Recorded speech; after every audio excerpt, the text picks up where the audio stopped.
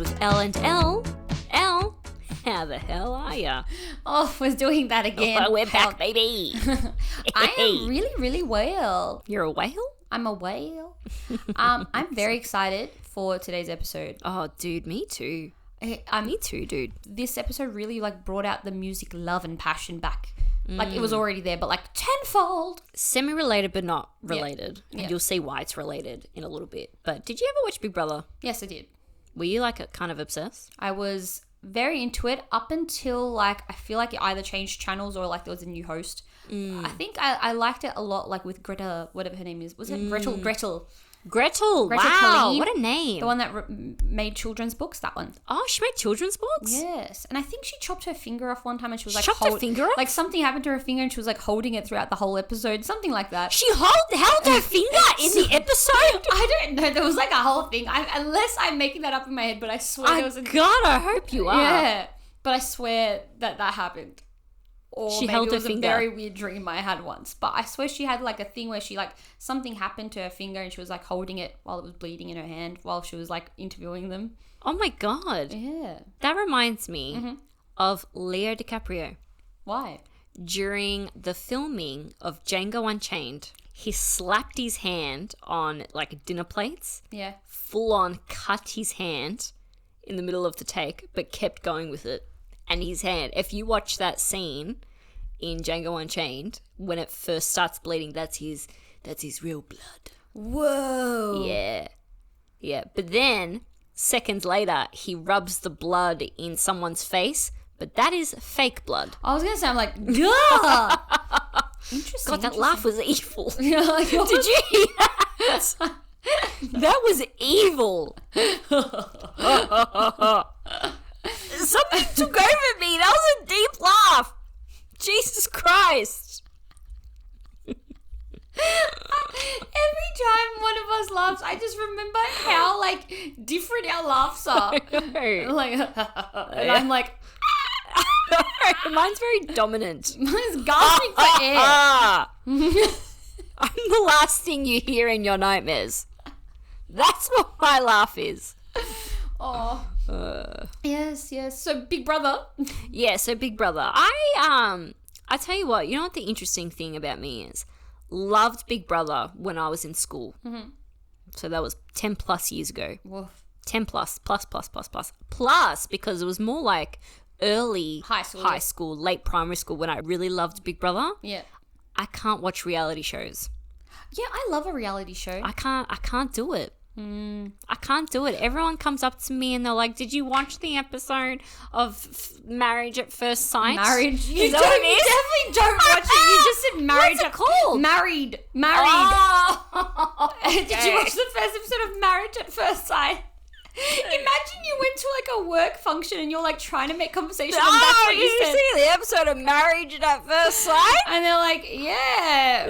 Wow, right? Yeah. Marriage, right? Yeah. Oh, no. Oh, that's okay, hilarious. so anyway, the point that I'm trying to make is that I'm not into reality TV. I can't get on board. We are well aware with how much you despise listening to any of my TV show recommendations. Yes. As far as I go is Jersey Shore, but I cross the line. Yeah. I cross the line. But it's only because one of them kind of looks like my husband. Vinny? Yeah. Oh, yeah. I see that. He really does. Especially my husband, again, 10 plus years ago. Yeah. They really look similar. I do see that. Yeah, I do see that. Interesting. So I feel like I'm watching him on the TV even though we watch it together. That's nice. Yeah.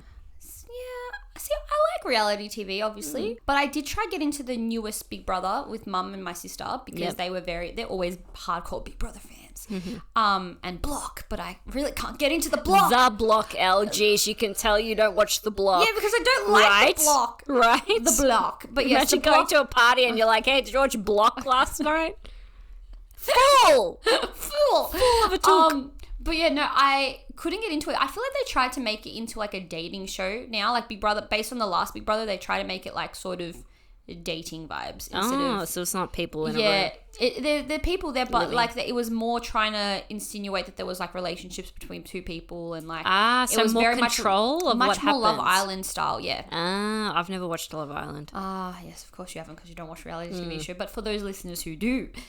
much more Love Island style, but not in a good way. I didn't like it. If it's Big Brother, stick to what you are. I know, I agree. And what happened to Up Late? Come on, bring it back. I really like those things, Friday night games and stuff. I don't know if they still have those, but they were fun. With Fitzy? Yes. And is that his name? Fitzy? Yeah, Fitzy, yes. Fitzy. And Mike Goldman? Oh, that name brings back... I forget... Every time you mention his name, I'm like, whoa, faces in my face. What a name. What a name. Yeah. Right? Wonder what he's doing right now. No idea. Yeah. Let's find out. Maybe in radio. Yeah. Probably, actually. Well, Fitzy's in radio? Yeah. Is he still in radio? Yeah, I think so. Well, there you go. So long-winded way to get to Big Brother. Yes. The reason why I bring up Big Brother is because the theme of Up Late Big Brother was Don't Hold Back by the Potbelleez. And guess who we're talking to today? Jonny Sonic! Jonny Sonic from the Potbelleez. What a name. I love the name Jonny Sonic. Yeah. Sonic the Hedgehog. It does remind me of that, but it's also like kind of... It just feels very like fitting. It feels like a bit techno-y. Yeah, very... Jonny Sonic. Jonny Sonic. No? I see that. I see what you're going for. Today's episode with Jonny Sonic is one you don't want to miss. We talk about all things Potbelleez, obviously. All things Jonny Sonic. All things Jonny Sonic. His mentoring, which sounds insane. Like if you were someone that wants to get into the music industry and like wants to produce or just wants to like find out more about your own personal like love for music. Yes, and you have no experience whatsoever. Yeah, no experience is required. Please look into his mentorship program. It sounds insane. I myself am going to join it once I finally have money because I have to save for my holiday. But as soon as that is saved for entirely, that is what I'm doing. Yeah. And it's quite affordable as well, actually. I would really, really recommend, guys. I would recommend just checking out his socials. He posts a lot of the actual calls that he has with the people he's mentoring. Like that. You kind of get a taste of it, yeah. A taste of what he does. I agree. I feel like, and it's really, really informative stuff. Like, and he does not hold back. Yeah. Yes, he doesn't hold back. It's just, I really connected with this man. I felt like we were on the same musical pathway in our brain, and I just loved this episode. Yeah, he was truly wonderful. He was an absolute delight. And Jonny Sonic, we love you for We joining us. really do. Thank you for joining us. We really do. It really, I honestly, it relit a fire within me. Like, relit a fire? Relit a fire, because I've always had this, like, passion towards music and was like, no, I don't know how to play any instrument. No, I don't understand what actual this is, technically termed wise. But, like, I was like, I really want to do something in this industry. And that's like, so good. This just really, you know, when you give up on a dream because you're like, oh, that's so far out of reach. It's like not even possible.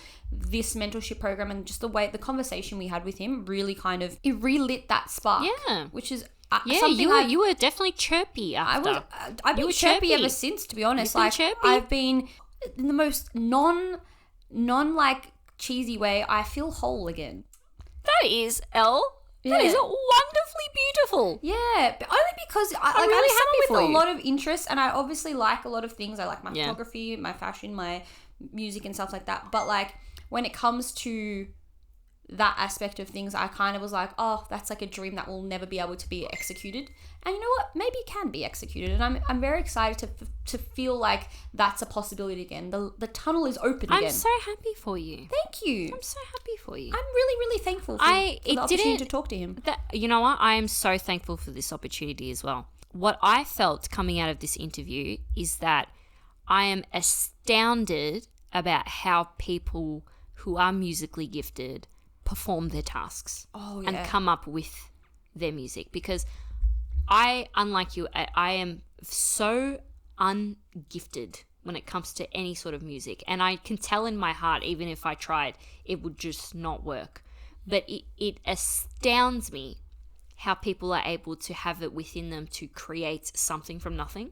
Oh, it's actually beautiful. Like, it's actually crazy. I love the creativity of one's brain is like insane. And I think you're selling yourself short, because I think you have more creativity than you give yourself. No, I didn't say creativity. But even in the musical realm, no, I didn't say creativity. I am a very creative person, but I know, I can feel it in my fingertips that it's not towards music. Oh, I think I agree with you, but I think in terms of like, I don't think it's not at all. Like like even when you do your little jazzy parts of songs that we sing, that in itself, it's not the same as it was. Yeah, you have something. There's something there. It's because I'm always copying something.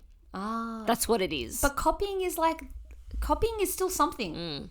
Everything is a copy of something else. A lot of music producers are just making remixes of other things. That's true. It's just, and then that's the whole premise of a sample. Yeah, all right. Were you trying to tell me to become a music producer? No, I'm saying don't tell yourself that I've got no little bit of, do you remember nothing. Do you remember last week's episode when I was talking about elevation? Bupkis! You need to elevate yourself. Only skyrocket up. Shall we get to Jonny Sonic? Yes, we should.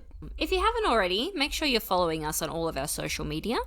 Yes, please. And give us a follow on the podcast. Yes, if you like what you're listening to, please rate us a 5 out of 5. 5 out of 5. Gosh, it helps. Please, just do it for Please, us. and tell your friends. Please, tell your friends. Please. We'll be right back with Jonny Sonic. Yes. Yeah, I'm fantastic. I was just been in the ice baths for about 2 hours. So it's 2 hours? Well, they have a nice little sort of wellness center. So I do the ice baths and the sauna and jacuzzi and just kind of pop between how the three of them. lovely. Yeah, it's amazing. So Absolutely nice. And it's Noosa. It's sunny as shite now. I love it. You're in Noosa's Noosa. great, isn't it? It's freezing in Melbourne right now. Freezing. Mate, Melbourne. I was there for 4 years, like 2 years during COVID. And it's wow. Wow. Too cold. The worst time And the worst time to come here. Well, I know. Well, I got there. I didn't expect COVID to happen. Yeah, I know. My God, I've literally got a blanket on me right now. Really, I don't. I'm sweating. Yeah, It's like that's 35 so degrees. The beach is just there. It's like, Oh you might my be able to God, I see feel it. so envious Yeah, right now. the reflection. Well, Johnny, we so desperately want to know like how you got into this business. Very, very early. When I was 16, I got into DJing a lot, but my grandfather was really into jazz and he was a jazz musician. So he had these huge forearms from like playing the double bass. And he'd always, when I was really young, when I was like 6 or 7 or 8, he was Scottish, crippled with arthritis, but he'd be like teaching me Motown. He'd be doing these Michael Jackson dances, and I was just like, oh my God, what is this sorcery? So then he got me really into English and he taught me words like interminable and facetious when I'm like 6 or 7. So I'm going into school and being a little shit in school. And the teachers are like, Jonathan Murphy, what? I'm like, stop being so facetious. Like, that shit, you know what I mean? I'm like, what is this sorcery? So that love of English and melody and funk and jazz and soul really got me early on in life. And I was actually into sports. I was going to go and do sports. I was going to do sports psychology in America. And I broke my leg when I was 16. And I was really into music. I loved it. And I was really into art and sport. But what happened, my sports just went away because I lost scholarships, whatever I was going to do at that time.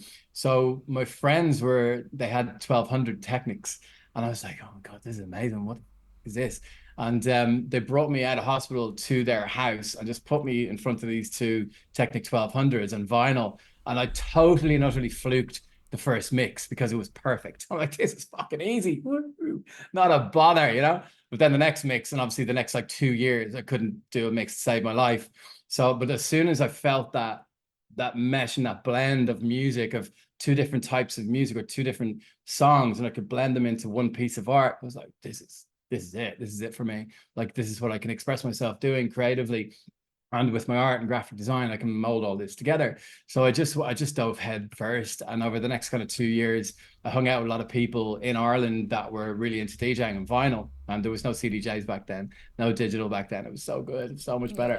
And so then I literally went up when my legs were healed, my knee was healed.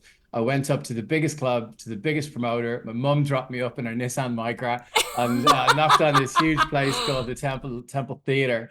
It was this massive Irish church, and I made this little tape at my friend's house, like little like normal tape, I don't know if you guys remember what cassette. they are. Yeah, we remember. Cassette tape. Yeah. Right, cool. And then I was like, I just want to know if I've got anything, and I gave it to him. And at the time, I had blue spiky hair. That's where the Sonic thing comes from. And so, Oh my God. Yeah. I was going to ask you actually. So We'll get to that as well. But the basic story is that this Northern Ireland guy called Damien Higgins answered the door. It's gorgeous looking, curly haired, beautiful Northern Ireland guy. Like, what are you doing? And then he's like, yeah, whatever, child. And but then I got a call on my mum's landline. I can still remember the number, yeah. And they wanted me, he loved it, and they wanted me to play that weekend with Paul Van Dyke. I'm like, so I don't even have any records. You know what I mean? So it was just one of those things that just sparked incredibly quickly.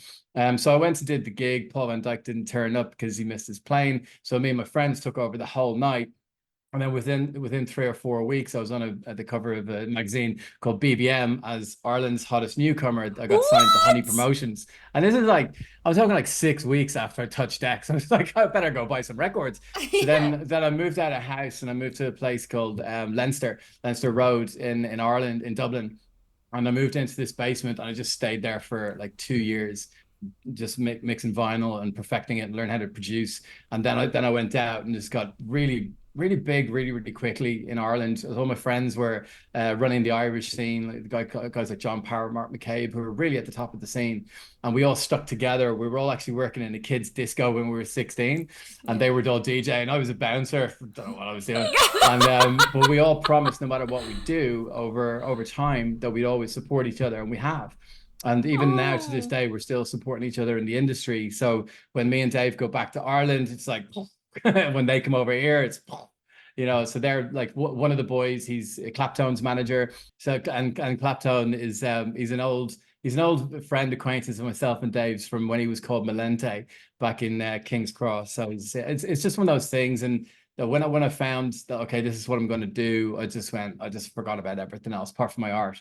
And I just went straight head first into it, and I bought my first studio. Graham Bulger, he was my first mentor actually, and I was just dying to get into. I was like, playing isn't enough. I got to make what I play and play what I make. So he's like, oh, that's a good saying. So that's kept with me the whole time.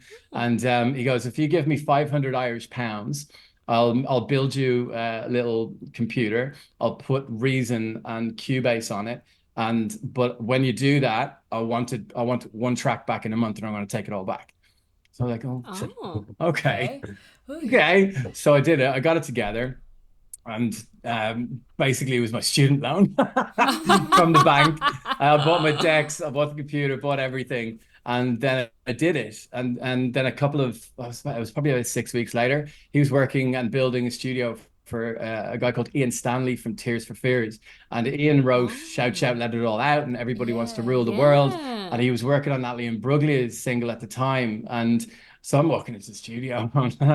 Me and my best friend Angie, we made this track called "I'll Find a Way When You're High, Will You Get Enough?" That was the whole title, and it was like a UK garage thing, and we were pretending like we'd done drugs, but we didn't. We were just That's something that we would do. like I'm like, I'm Try and sure fit this is in. what they feel like, Yeah. So then like Graham and Ian, they were listening to it and they're sitting down, and I'm like in this beautiful big, massive studio that Graham had just built. And then it's like they both leave the room, and then they come back in. I'm like, what the, like, is it that shit? And he hands me this sampler called a Proteus 2000. And he goes, if you don't have another track done in a month, I'm taking it back. So I was like, yes, it works. Yeah. So just since then, I was like, that's it for me. I'm in. And I always there was a song out at the time which is a lot older than people give it relevance for. Is "Born Slippy" by Underworld. And at that time, fame wasn't the game. It was all about having a persona with your music and kind of being hidden behind your branding. All right. So like, the Chemical Brothers, Daft Punk, Groove Armada, you can't really see their faces, especially Daft Punk, but you don't really know what they look like unless you're in the industry or you've seen any of their videos. We were like, that's what we're doing. And I always thought to myself, no matter what, I'm going to have my Born Slippy, I'm going to have my record, and I just kept that with me the whole time. I really have.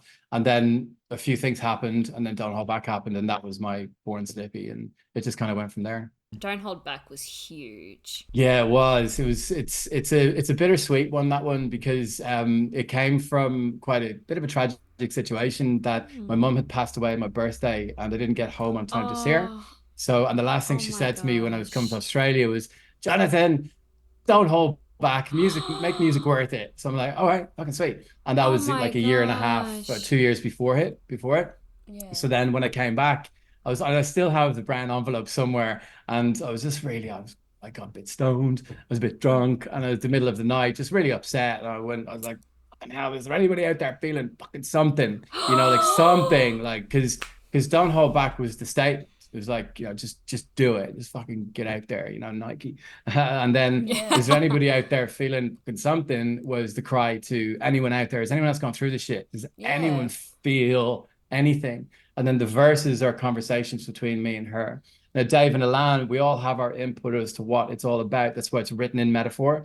But it's all reverse engineered. All the lyrics are reverse engineered and mean specific things to all three of us. Everything you've just shared with us, I'm kind of like a little bit stunned. Like, even from what you said earlier, like the fact that you've maintained those friendships that you had originally and that you all support each other, and that it goes to show like how genuine and how like humble you've been throughout your journey. But then on top of that, just hearing like the way you creatively come up with your music and the way that there's so much thought put into like how you want to be perceived and how you want to represent your music, as well as like literally just what you said then about your mum, like, and how I know. I'm playing the verses in my head now, and I'm understanding now how it could be perceived as like how you've gotten to those lyrics, and it's really cool. So it's like, it's engage me, let me breathe the courage of your actions. So it's like, listen to me, son. Go and bloody do it. Like, have some courage. Go and do it. There's all my tattoo. All my body is tattooed. That's her there. That's my woman when she was 18. It's the only color in her eyes is blue. How beautiful. It's like everything in my body. That's the song sheet of Don't Hold Back right there. If you open all this up, it's all to do with my mother and family and orientation. And I think it's really vitally important. That's why I've gotten into mentoring so much, that the connection between the human and the art isn't broken by social media or hurrying to make a hit. It does not work like that. It just doesn't work like that. So when, I suppose, like also like the more traumas you go through as an artist, the more expressive you need to be, because we're our own counselors through frequency and through melody, and I find it's the only thing that's kept me going, really has, in my friendships over the years, and having that, not the fame game, but being in it truly for the art as a purist, but also, being smart about it. It's we worked on Don't Hold Back. We did 95 versions of the arrangement of Don't Hold Back to get it right. So it's sat for radio. So there's a dirty version, a clean version, and a filtered version and all that. But that was never done back then. It was just, okay, well, we're moving into uncharted territory here in a country that's never really heard like like epic dance music before. And what myself and Dave sat down at the start when we were doing Potbelleez, he's like, okay, well, what do we want to be? We're like, okay, well, you two on Carl Cox. So it's massive Irish big festival songs that sound amazing acoustically, but then if you take all that away, the track's bloody banging. Banging. The track's fucking banging, That is so true. Well, just having that sort of simplicity and the connection between yourself, what you want to achieve, and going down that avenue and being hell for leather on it. It gives a broader spectrum with your art, and also a little bit more focus of who you want to become. But how unbelievably special that one of your biggest hits is about your mum and what she said to you. I know. Like, how does that feel to you? Look, it's bit, as it says, it's a bit bittersweet. Look, it's amazing because she was going anyway, so it was so healing and it really helped. And the things that came from it, like not only just the the financial success or the success touring and all that kind of stuff and all that things that come with it, it's more the connection between you and the song, and that okay, well, now other people really they get it. They okay, what I've done here is real. What I've done here connects.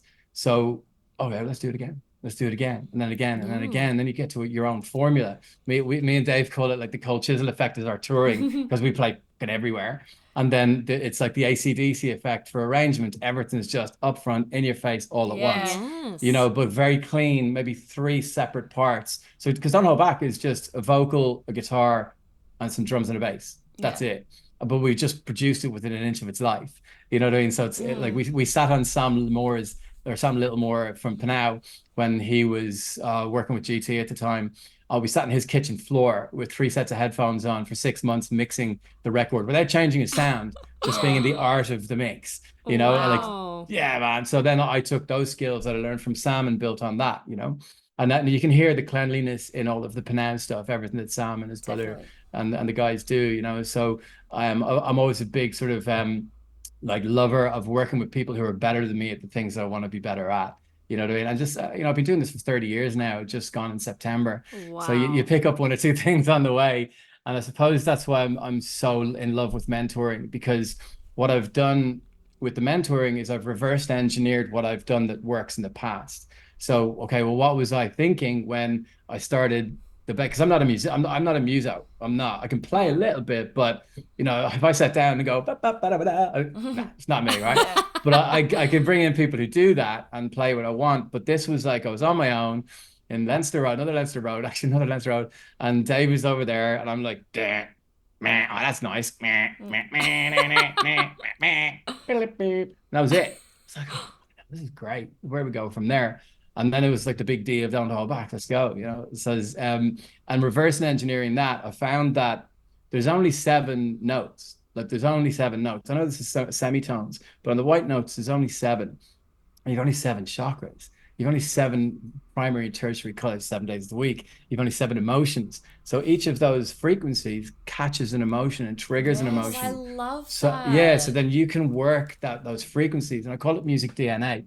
And when I sit the artist down, I get them into a meditative state, do a kind of Joe Dispenza kind of thing, and get them to think about the space that's around them and just feeling their music within these long notes, these long held resonance, and to feel it at the end of the resonance, because that's what I was doing, going, what the fuck? Oh yeah, that's cool, man. But then there has to be some kind of relation between what I pressed and the feeling that people are getting from it and why. It's like, well, fuck, I've got to reverse engineer that. And that's when I started getting really deep down the rabbit hole of the music DNA stuff that I'm doing on my mentoring.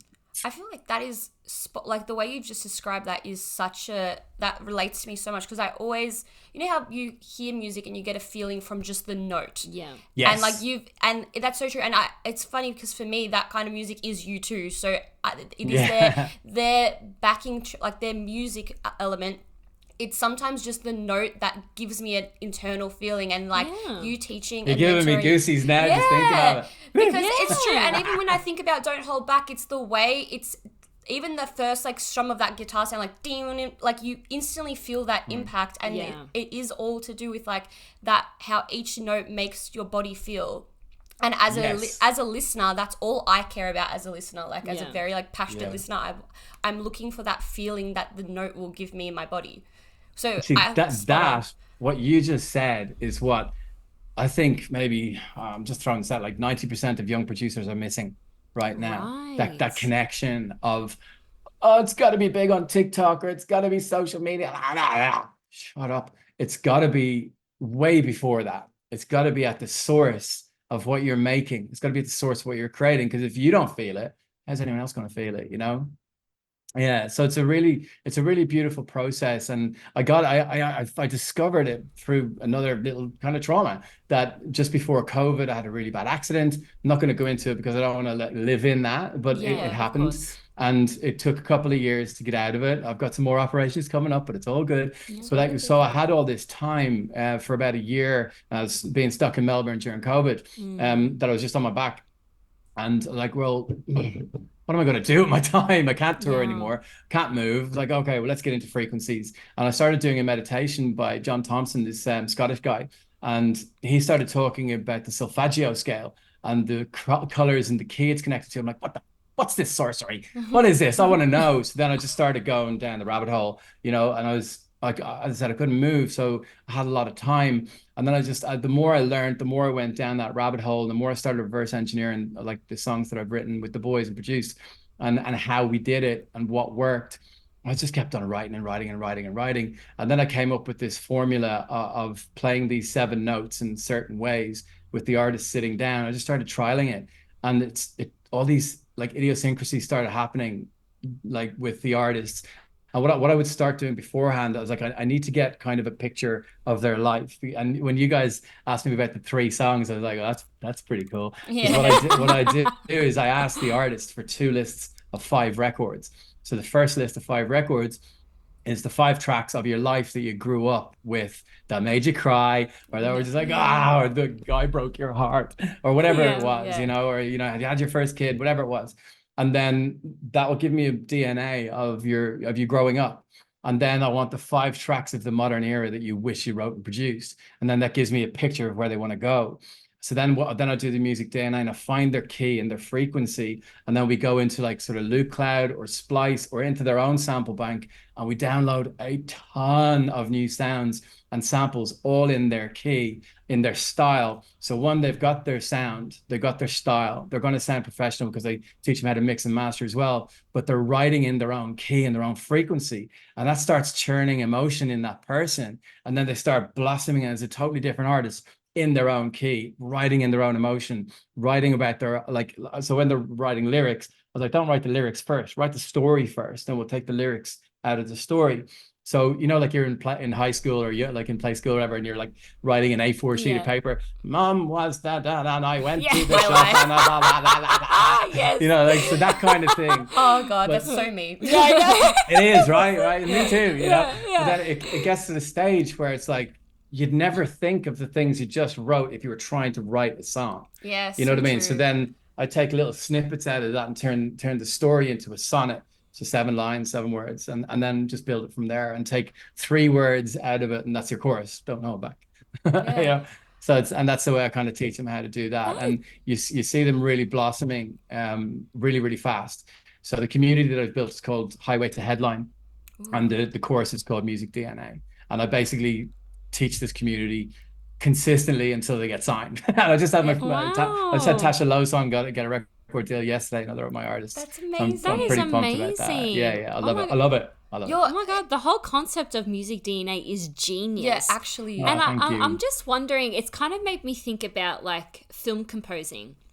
And I wonder if people, like those composers, like those huge ones like Hans Zimmer, if they use that kind of theory, because the whole point of a score is to bring out the emotion of what's happening in the scene. Yeah, absolutely. I mean, look, he knows, someone like Hans Zimmer will know the general beautiful emotions that come from chords and chord progressions. So that's like another sort of level. I mean, he's almost in God mode, He is like God mode, for sure. Yeah, it's Hans Zimmer, he's like, whoa. But so, and that stuff, I understand it and I get it. I'm not going to say but because it's Hans Zimmer. And where I come from is even more simple. It's for the people who have no idea about chords, who have no idea about what notes are, any of that, and have no idea where to start. So, and going into the more sort of not spiritual, but like clinical frequencies and solfeggio scales and stuff that's really scientifically proven. And also listening to Joe Dispenza stuff and getting into those meditations and helping heal myself through these frequencies. It's worked for me. So it's like, okay, well, this all has to work together, like the circle of fifths, the 7 chakras, the 7 emotions, the 7 notes, the 7 days. It all has to work together. I was like, so how am I going to marry all that up? I was like, well, it has to start from the note. Like I started with Don't Hold Back and Are You With Me? And Hello. It has to start from the singular note. So let me play these notes really slowly in a dark room and meditate these artists into their own feeling. So there's no social media, there's no technology, there's nothing. It's just them. There's no visuals. It's just them. A very loud piano note, really raw, really rich, really clear, no reverb, nothing, just held until it stops. And I play that 7 times and get them to feel it as they're doing it. And you'll see their body going, like the second they get it. Oh, wow. And so I do it 3 times. So first I just play them in a row. The second I totally and utter, but I don't tell them that it's notes. It's numbers 1 to 7. So that it gives it more analytical. So their brain is free rather than, what note is in 8? No, it's just 1. Right, 1 to 7. Pick 1 to 7. Which one do you like for your music? And get them really kind of calm and breathing and thinking of the space around them, because frequency is space. Frequency is everything. And then once they pick that, then I'll fuck them up a little bit in the second one, because in psychology, the human ear needs to hear something 3 times to remember it.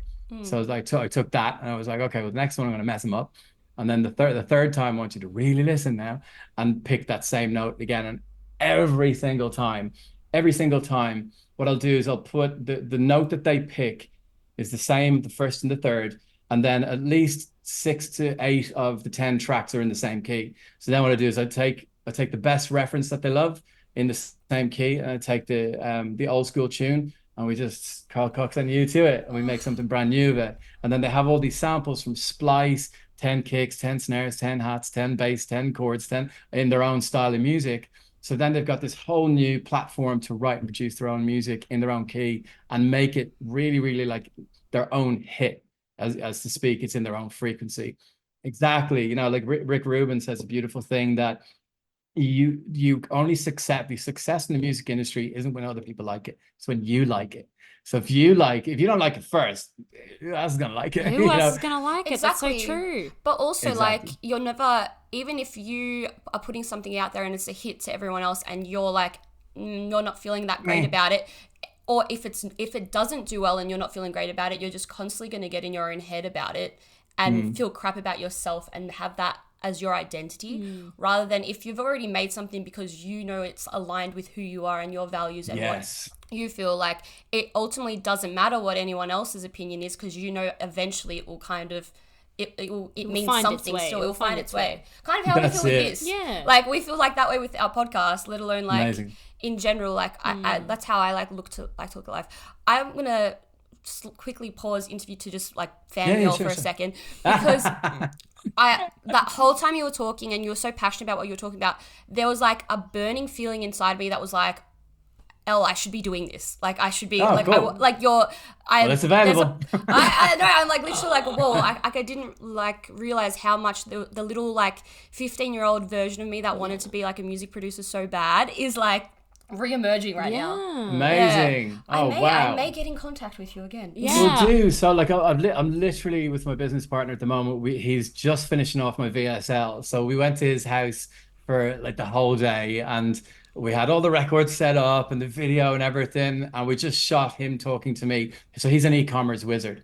And I've been learning, business marketing, all that kind of SEOs, all that stuff over the 3 years, building websites, ClickFunnels, like VSLs, video editing. I did a lot when I was doing the music DNA, like when I was out and about. So he's literally, I think today he's going to send me the VSL, and it's called highwaytoheadline.com. You can go in and have a look around it and then get the course through that. And I've made it I haven't made it super cheap, so it doesn't have its value. And what it is, it's 10 hours, 31 sort of lessons and videos, but the main 5 are, the first one is 3 hours of me with 10, 15 people, like some really cool artists in there, like Amber Savage and Helene Legend, some really cool artists in there as well, who I've been working with for quite a while. And it's good to have those people coming back all the time. It's like, okay, well, it's working. And so the first 3 hours is me going through the whole process of music DNA and what it is, how we got there, how you're going to do it. And literally it was only meant to be an hour and a half, but it was 3, because there's so much detail in there. And then you go through the whole, and then by the end of it, like, okay, well, I've got my key. I know exactly what I need to do for next week. And the week after that is called Create and Play. So you take all your samples. I'll show you how to set them all up. So it's just, you open it, you click, and you're off. All right. So then the next one is about building 16 and 32 bar blocks of everything, with your vocals, your chords, your progressions, your drums, everything sounding amazing, because then you can reverse engineer from the chorus back, rather than writing the verse first and building. If you have the huge big block that's amazing in 32 bars, just rinse, repeat, take some shit out, write a couple of verses, off you pop. That's so And sick. yeah, so it's like reverse engineering, doing the big part first, so you get that feeling first, and then you can break it down and spread it out.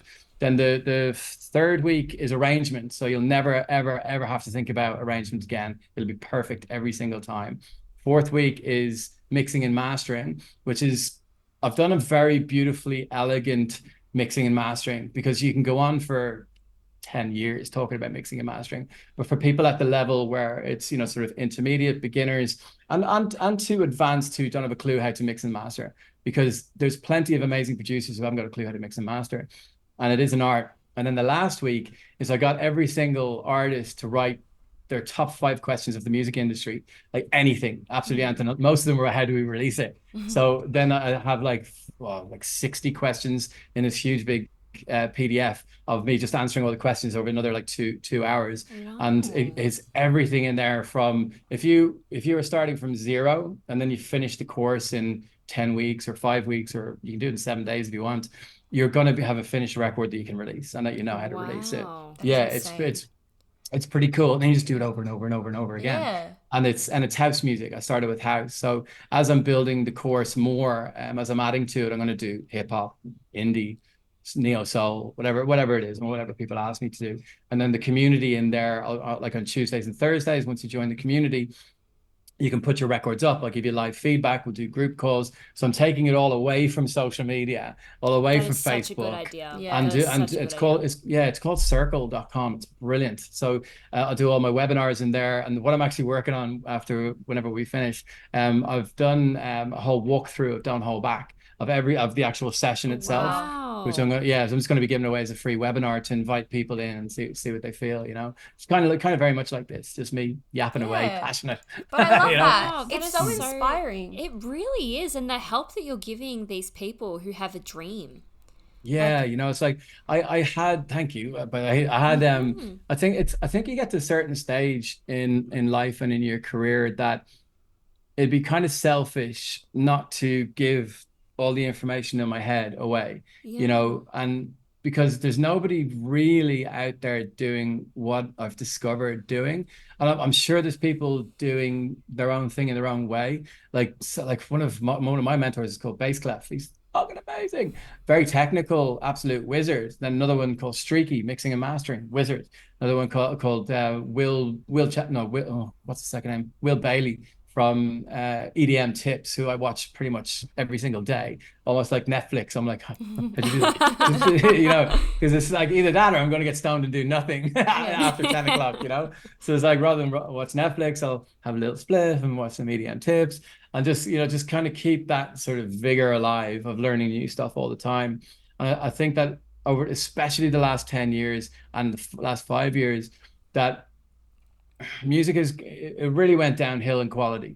I'm not going to say what style came out, but the quality of what was being written. You think of like 2000 to 2013 or 2014, you have like huge records, Such big good music songs, in that time. just incredible dance music, Yeah. real music, real lyrics about real things. And then you're just like, oh Christ, what the fuck is next? Sorry, Red Foo, I love you, but Jesus Christ. Yes. Look, it does exactly. I'm not only joking because I love Red Foo. I think what they've done is actually quite amazing. It was more, to be perfectly honest, it was more that Melbourne bounce and the harder stuff, that real harder stuff that just started really annoying me because even though, the guys Will and that down in Melbourne did absolutely amazing with it, went international. Will Sparks and the boys are fantastic. It's kind of what came after that because they tore, the world apart with what they did, but it was brilliant. But then, you'll see people coming along like that after them and everyone's trying to copy them. It's like, I agree. Yeah. Where's the lyrics gone? It's just like all the little stabs of vocals and then a drop with it. Yeah.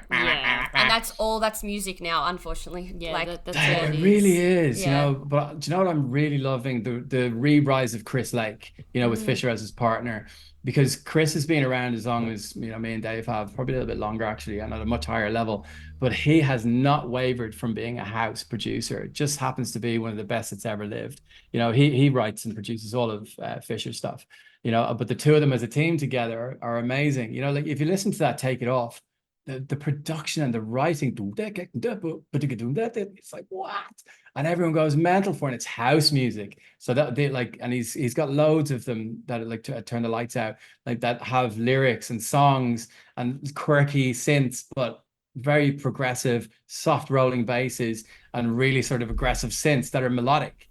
So it's really nice that you can see 100,000 people in LA just all go mad to take your clothes off. It's house music, and he's playing some really epic, some Spanish house, some vocal house, and people are going mad to it, which it gives me a lot of sort of, I suppose, a lot of love that house music coming back and songwriting is coming back. Now don't get me wrong, I love a good banger, but not all of them. No, not all of I them. think that's what it is. I was someone that, like, growing up, I very much liked house music and always was into it. But then I think I was turning 18 in the time where Will Sparks was becoming quite big and that music was big. And then by the time I was 21, 22, that's when music started to all the friends that were going out were only listening to this new age kind of style of like EDM music.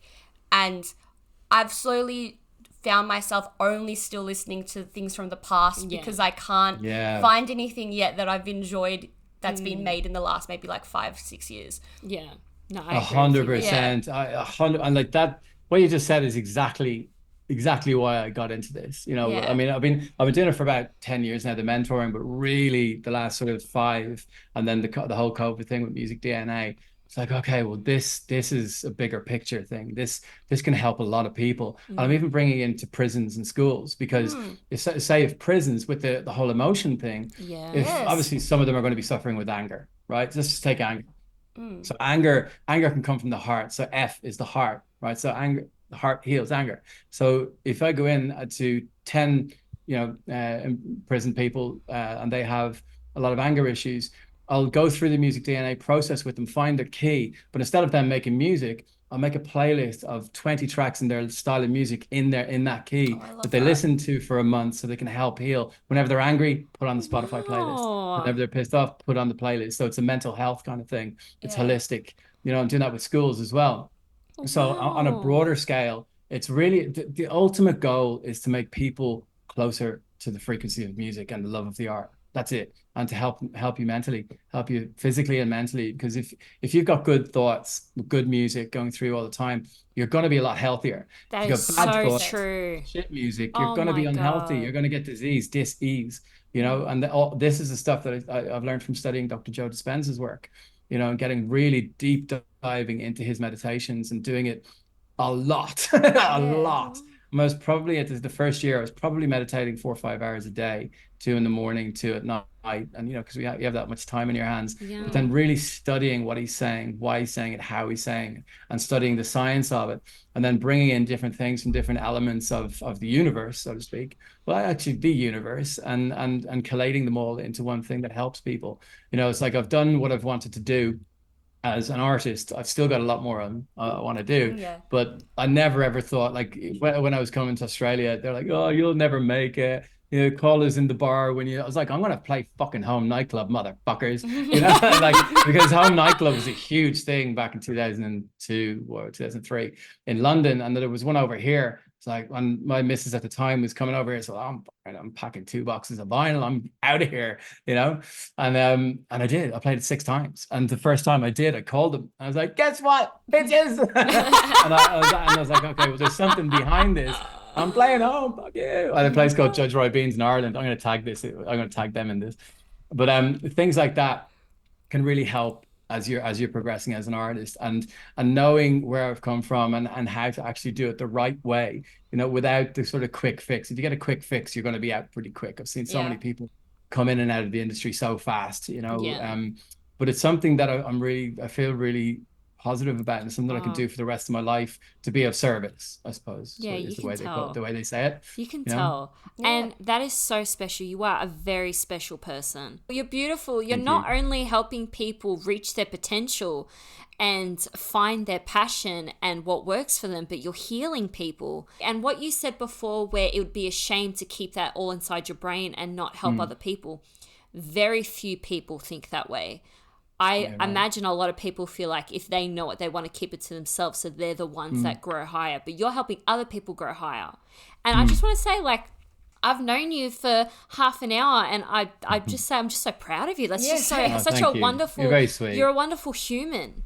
Thank you. Well, I appreciate that. I mean, I am standing on the shoulders of giants, when I talk about someone like Dr. Joe Dispenza, or learning from U2 and Carl Cox, and actually having a relationship with these people, like to pick their brains and to really kind of dive in head first. It's information that you gather from others that, you can elevate yourself. And it's like, okay, well, it's almost like cracking a universal code that, well, this is new, and I cannot find it anywhere. Ancient literature, modern literature, anywhere on the internet, like old Chinese literature. I've gone everywhere. I've had people searching old books for it, and there is nothing that has existed as far as I know. The only thing that's closest to it is the Tibetan singing bowls.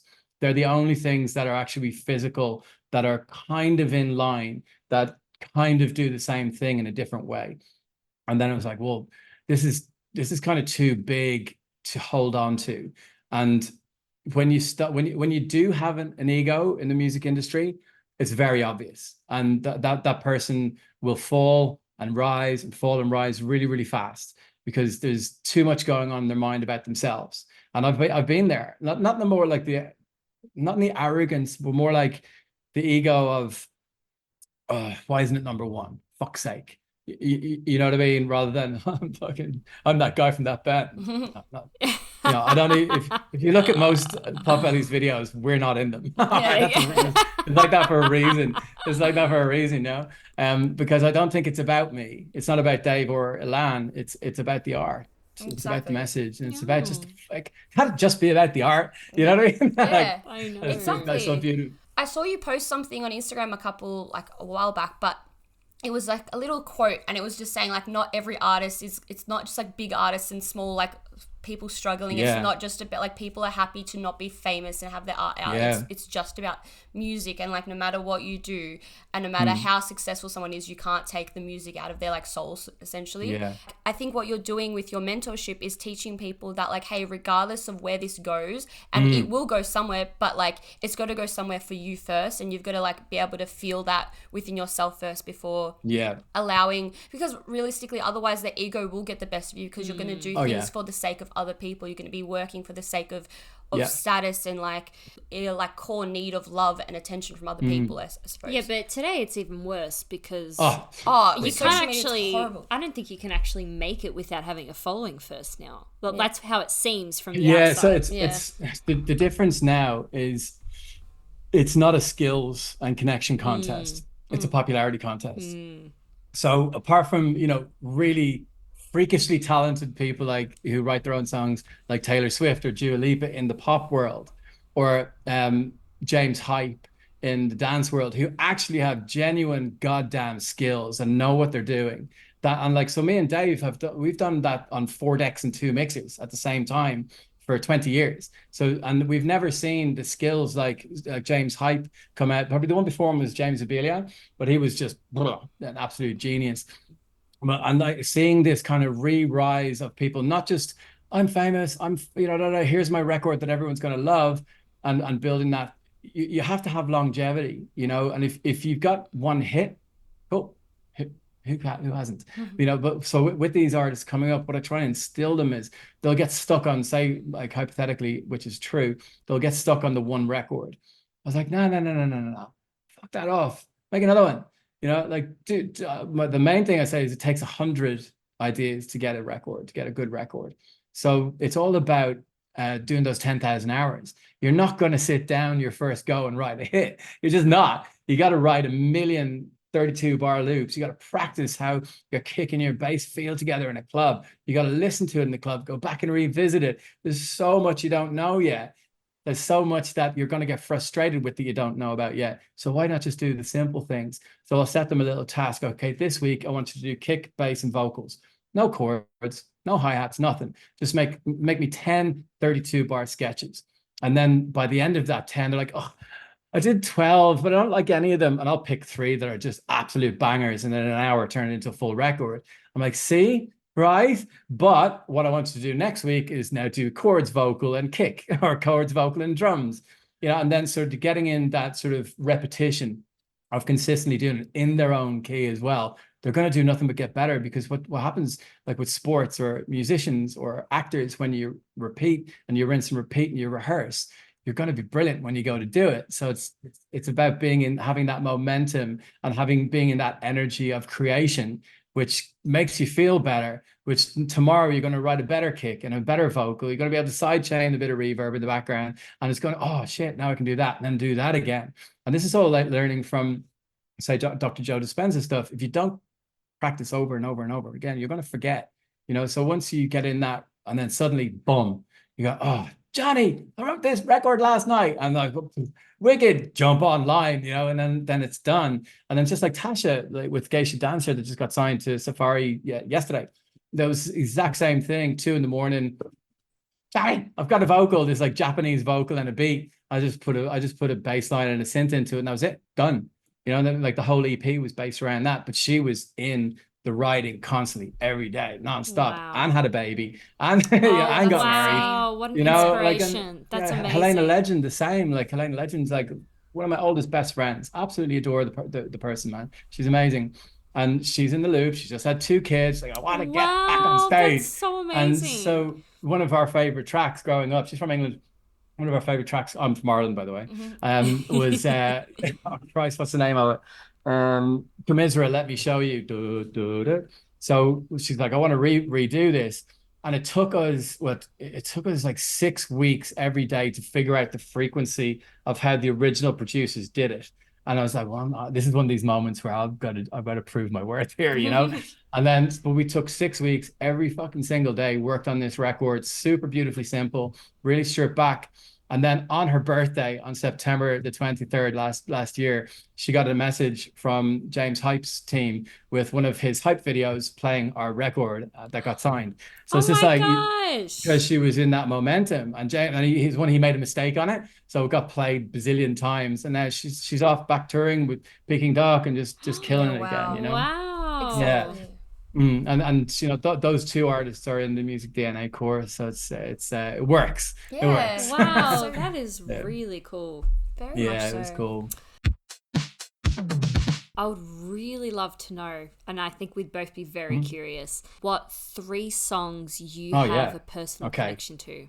I've got these, and 2 of them are because I cry when I hear them. All right. Love that. So the first one, I'll go in no particular order, but the first one is Michael Jackson, "Man in the Mirror," because it was the first record that I learned all the words to, and once I sang it, I started crying, and then I watched the video, just going, what?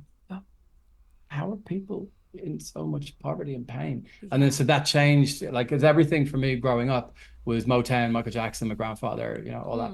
So there's just something about that song that really got me, and that song is in my key, is in my Music DNA key. Oh, okay. Right. Yeah. So the next one is Ocean Drive by Duke Dumont. Oh, another one one of my favorite songs. What a beautiful song. Great.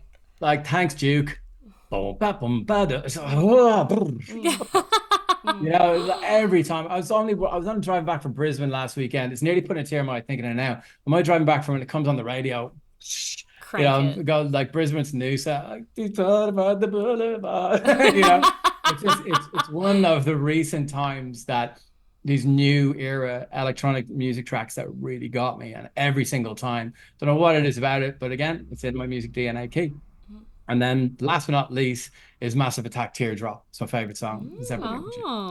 Yeah, and the video with the baby. It's just one of the most beautiful pieces. What? Yeah, Massive Attack, Teardrop. Let me get it for you. I'll send it to you. Please. Oh, please You'll know do. the second you hear it. You'll know. I'll know it. Maybe it's just the title. I don't know. Yeah, it's amazing. The beat is a heartbeat. And the little baby and this gorgeous, amazing vocal. I cry at babies because since I've had my son, every time I see a baby, I cry. So. Oh, really? Yeah, I'm gagging to be a dad. Oh, you will be one day. But I will. But that's that. They're the 3. I mean, mainly because they're the 3 of those. Say, you know, early life, sort of 0 to 12, Michael Jackson, and sort of 12 to 20, Massive Attack, Teardrop. Oh my God, are you serious? Cutting the grass outside. Let me close the door. And then you know, Massive Attack, Teardrop, obviously, and then Ocean Drive, a more modern one. And each one of them has had the exact same impact. It's like, good Lord. Yeah. So, fucking loud motherfucker. You can beep out my things. Oh, that's okay. Beep beep beep beep beep. That's great. Yeah, those. Yeah. So I'm Irish. We swear a lot. Like, we swear a lot. I mean, like, fuck is part of our language. Oh, that's okay. I've grown up the same way. We're Greek Australian, so it's the same. Yeah, you're Greek. Ah, there you go. Sits a pass. Isn't he gorgeous? So they're the 3 I love. Pretty much for the exact same reason, because they've had such a massive impact. So every DJ set that I do, I'll either play I don't know, like a don't hold back-ish kind of last track, and then like one more tune, I'll always play Ocean Drive right down at 112 BPM, and it starts with that big reverb at the start. You're in it. So Shut good. the keys. See you later.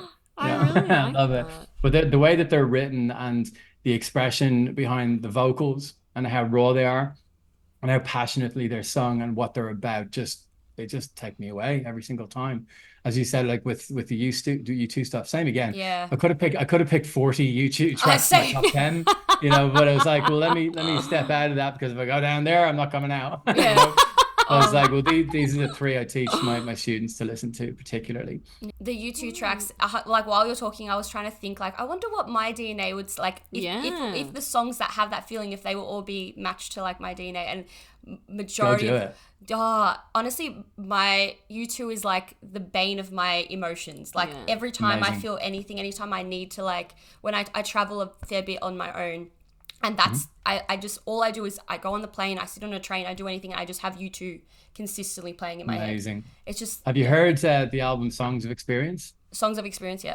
Yeah, so it starts out with the Bono doing the vocoder, and the first words are, "Nothing can stop this being the best day ever," and it was just like, oh.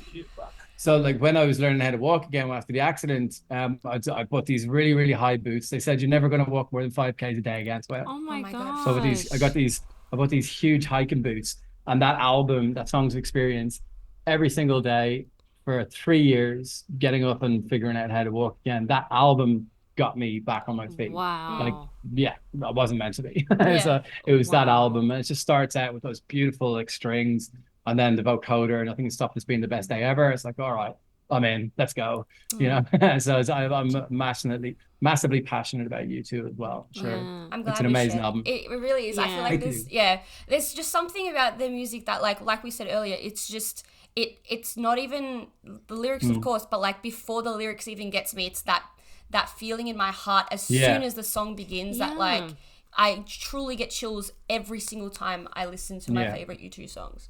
Yeah, Every single time. And that's the Irish heritage that we grow up with, because in Ireland, pretty much everyone can sing. Yeah, and that's like the saying, everyone is musical, everyone has a passion for music in Ireland. And U2 being that sort of steadfast, I suppose, leaders, very much so leaders. They write, they're four lads from a pretty scummy town in Dublin, and Wow. the 1, 2, 3 to Marino. That's what you got to see the U2 boys. But they're just like, they're really, really, really solid Dublin lads that have never changed. And learning from people like that you're in the music, you're in the frequency, you're in the tone, you're right. If you ever hear their music, when you do, it's just all conversations. To write music in conversation and it to be very, very coherent is extremely difficult. That's why, like from the U2, that's why I tell people to write out the A4 sheet of paper story first, because then you're writing as it's happened. So then it's much easier to relate that into a song. You know what I mean? No, I And do love that all comes from learning how to write songs from U2, Yeah. listening over and over and over again. I definitely agree with you in terms of like the Irish definitely having this love of music. I recently saw the Cause live, a couple of that, and Amazing. again they give me the same feeling. Like I want to cry every, like watching them live was like another experience, but like just I really love people from Ireland. Like I'm realizing that's in your like, past life. Yeah, it's also like the type of like the riffs they sort of play with really like sit It works nicely for you. inside me. Yeah. It works. Yeah, I will put it right. So I'll let you a little secret. So the guitar, the rhythm of the guitar from Don't Hold Back is actually, "We don't need no education." Oh my god!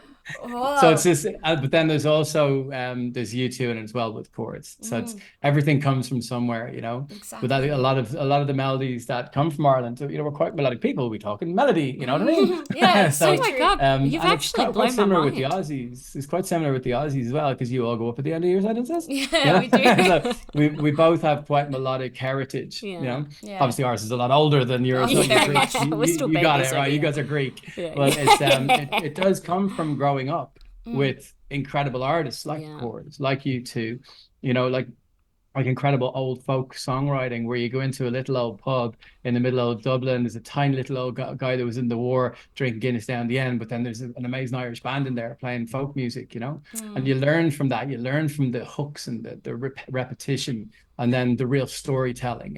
It's very much, for me, it's very much an Irish thing because that's what music is about. It's about telling stories, I could agree with you. Well, I think you've actually changed the way I'm going to view my taste in music, basically, because there are songs out there that just bring me to tears and I don't actually know why.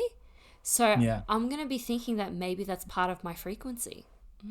I think it's 100% your frequency. Right. It has to be. I mean, what else is it? It's like, where do these chemicals come from that are getting released called feelings? So what triggers that? How can something of sound trigger something inside chemically? It's a natural chemical. Like, you're releasing dopamine, you're releasing happiness, you're releasing feeling. So that has to come from somewhere. And I just got totally and utterly fascinated with from where, and figured out a way of describing it and giving it back to people, and as a tool that's scientifically proven. So it's not just bullshit. There is definite science behind it. It doesn't feel Yeah. like bullshit either. Like, No. as you're saying it, I'm like, No. it's No, like it's not actual bullshit. because it makes sense. Like, the whole reason we made this is because we feel that way about music. Yeah, And the whole exactly. reason we Beautiful. ask that question to everyone is because we want to understand who they are. Every time we ask someone, because we ask all our Amazing. guests that question with the 3 songs, we always are trying to understand what their life has been like. what makes them tick. Yeah, what basically. makes them tick. But now I'm seeing it on a whole different level. Like, we're seeing their frequency. We're learning, like, what, Yes. that's so You sick. are. Well, take it and go with it. Yeah. Like, spread the word. Yeah. Because it's something that everyone should be aware of. Yeah. Everyone who's passionate about music, Yeah. like figuring out why this song makes me feel the way I do. Is it because I've got pain, or is it because there's trauma being held in my body and that's causing emotional pain, it's causing sickness. But then you feel better when you hear a tune, and it goes away. It goes away. It just goes away. So what is that? Where does that come from? How does that happen? I just got fascinated with it. And then obviously Dr. Joe Dispenza's work was a massive part of me having trust in the journey, that it can be scientifically proven. There's people out there doing a shitload more work in the sciences and like epigenetics and stuff like that, and neuroscience, and like how the flugel binders bind in your head and making your new neural pathways in your mind. Then that can only happen if you've got a coherent mind and a coherent heart and brain in sync. And having that going, like, from your heart and your brain talking to each other, that can be easily healed with frequency and with music. So having at least a bit of a formula to go, okay, well, there's 7 notes, there's 7 emotions, there's 7 frequencies, and how are we going to tie that in, and how am I going to get closer to making music that I want to make in my own sound? And once then you have that success within yourself, that you love what you've made, then you're doing a much better job than you thought you were, because people's opinions are relative. They're going to, it doesn't really matter if people Well, it's like it or based on not. their own frequency anyway. It's not based on yours. Like, Exactly. Yeah. Exactly. And their own traumas and their own happiness and their own lifestyle and stuff like that. Like, most people, a lot of people don't have a clue how music is made, or they just they know that they like it. They don't know that there's a hi-hat over here and there's a snare over there, and that there's only one thing in different parts of space. They just hear it as a whole. So it's our job as producers and songwriters and lovers of music to make it better, and to connect closer with source before you even get there. I've been working on music DNA as well, because it's machine learning at the moment. Like, AI hasn't actually really been invented yet. It's all ML, machine learning. So the theory behind it is, if you want your application to throw out a Drake song, you put in 250,000 hours of learning. It learns what it is. And I don't know how it happens, but then after a week, it'll spit out a Drake song that sounds exactly like Drake. Wow. It's like, well, fucking hell, that's just terrible. I like, it's really like, what's the point in humans then, right? So Yeah, I find that terrifying. it is terrifying. So then it's like, well, if we can do music DNA, if we can have frequencies, why can't the machines learn from source as well, from actual frequencies and source? So having that sort of impact would be, I suppose, pretty astronomical if it was took away from machine learning to real artificial intelligence that was able to create from source. And it's probably a couple of steps away yet, but I'm working on it. I'm Yeah. working on it. I have the question because, and as Sure.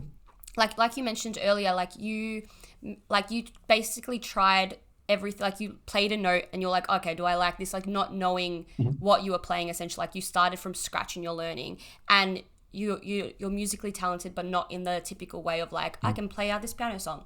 Yeah. I feel like there's a lot of people that are like that, myself included, where I don't know the notes. I don't know the technicalities of things. I know that I'm very passionate about music. I know that it's something that I feel destined to have some sort of kind of career space or like passion towards. Amazing. And so I've started this podcast where I can quickly talk about music like, for fun. But Brilliant. I'm sure there's other people out there that like maybe they don't feel like they're musically talented as such. But would you tell them that it's still worth them doing this DNA course purely for the One of the big selling points is no music theory needed. Like, so you don't need music theory, because when you go into like Loop Cloud or Splice or something like that we have used that as your sound hard drive. Yeah, it's on the internet, but who gives a shit? Let's just use it. You can use it as a record box, like a virtual record box for your samples and sounds. So if you go in and you're like, I want to write a piano house track, but I don't know how to write a piano, there's a bazillion of them in there. Go find one. And if you're worried about making samples and like, oh, other people are going to use it, nobody cares. Right? Nobody actually cares. What you're going to do is you're going to skip over the part where you're going to struggle for 6 months to write a piano part. You're going to learn the essence of how to create a piano house track. And then you can do it all in your own key. So you're not going to hit a bum note. I teach you how to do MIDI. I teach you how to do bass lines, super simple stuff. So it's exactly for what you're talking about, and that the reason I created this is because it's frustrating for me when I sit down and I can't go, blah, blah, blah, blah, blah. So, and Alan, like our lead singer, he's an incredible musician, an incredible musician. So I'd sing the stuff at the guitar to Don't Hold Back. We were sitting in my bedroom, and the front like, and he's like, okay. So we'd really worked together on what was coming out of my head or Dave's head or his head, and working with people who are better than you at the stuff you want to be better at. But with this, it's like, well, you can go on to sound better and get a musician, or you can learn how to make it with the samples you've got, base the whole track around that piano in your key, learn how to do it again, do it again, do it again. And then if you're really worried about someone knowing your sample because nobody cares, get a piano player in and to play it, and then learn how to make that piano. But create the track first, because I learned how to make music on the PlayStation in like 19... Are you serious? Yeah, in like 1993, I think. I got a game called Music 2000. Just when I 16, yeah. No way. And it was all about building blocks in the DAW, like taking them off. Oh my gosh. And so what I did is I made a remix of Born Slippy by Underworld, and I figured out then how to get it out of the PlayStation, through a DAT machine, onto a VHS tape, onto my cassette. And then the guy I talked about, my friend John Power, I gave that tape to him, and he was running like the BBC One radio show in Ireland, it was RTE One. And he was like the Pete Tong of Ireland, named by Pete Tong himself. He played it, and it went #1, like 16. Oh my god! PlayStation, yes. Yeah, and that's when I went to Graham Bulger, and I was like, oh, there's something here. I got to do this. Yeah. It's just been since then. So it's come from my entire journey, all the problems, like everything. My dad always goes, Jonathan, you've tried everything that doesn't work, So now it's like, all right, well, now I know all the things that don't work, which means I know the things that do work. And because I've done all the things that don't work, and I've figured out how they do work. And this is one thing, like you look at Prodigy, there's no original music in there. It's all samples and synths and just pitch down. It's incredible. Daft Punk sound, no original music, all samples from early 70s funk and rock records. But it's the way you do it. So, if Daft Punk sat down like, oh, they might realize this 70s track, a couple of people in the 70s might remember it. Nobody gives a shit, man. It's like when you go out on the weekend down to the local RSL and you're getting pissed, you just want to do these ones. You just want to dance. Yeah. So that's where the ego thing comes in, like the egocentric, not egotistical. Egotistical, go away. The egocentricities are good, because then it's like you push forward.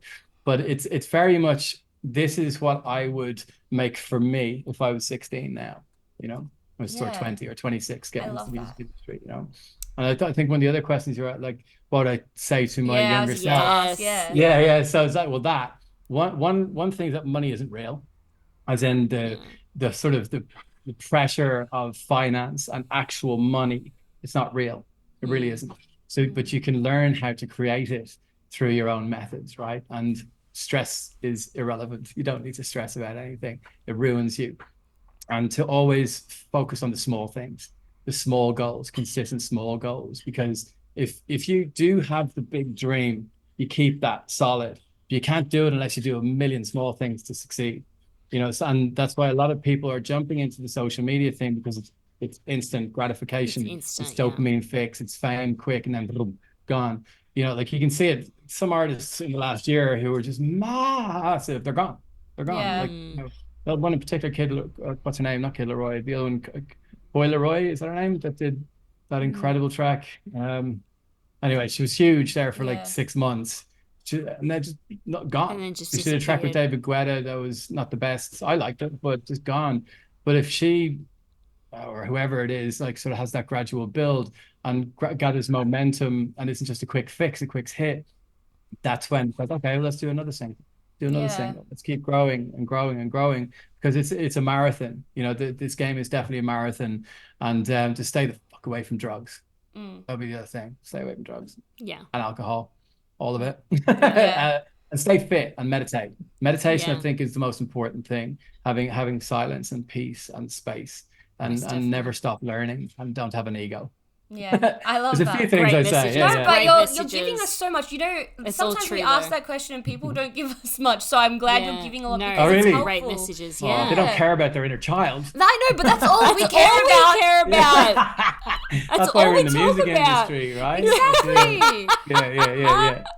I've been watching wrestling since I was 5 years of age. So do I. I love WWE. Yeah, WWE for sure. Are you serious? And you know why? Because I was obsessed with the soundtracks of like Time to Play the Game, and then like when I was little. So you're getting me going now. I know. So like it was the music that drew me in, and then suddenly I was like, okay, I can get around this. No shit. I was only talking to somebody in the sauna this morning about Rey Mysterio, because he had so much stem cell surgery on him. Yeah. So like so I've been following that, because that there's like 11 hours of it on a week now. And I know Rick Rubin does as well. There's something about the art of it and the music and the showmanship. We all know it's fake. Yes, obviously. But I know. But if you let that go and you go, okay, well, only the results are predetermined. It's up to the two dancers.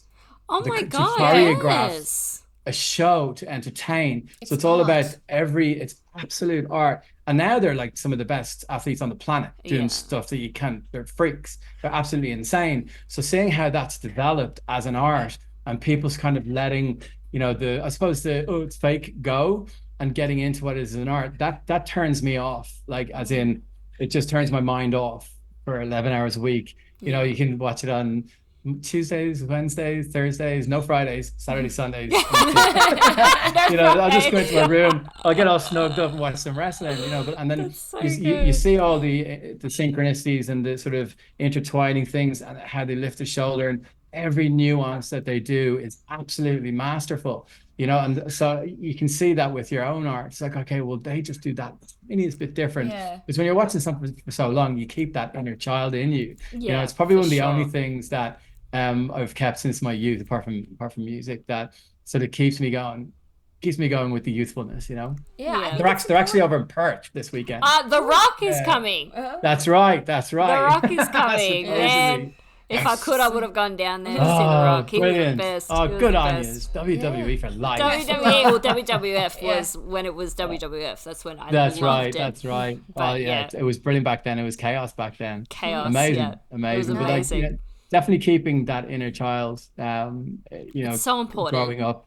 It really is, because you can, working 60 hours a week for 50 years of your life just to have 10 years of freedom doesn't make much sense, does it? No, it doesn't at all.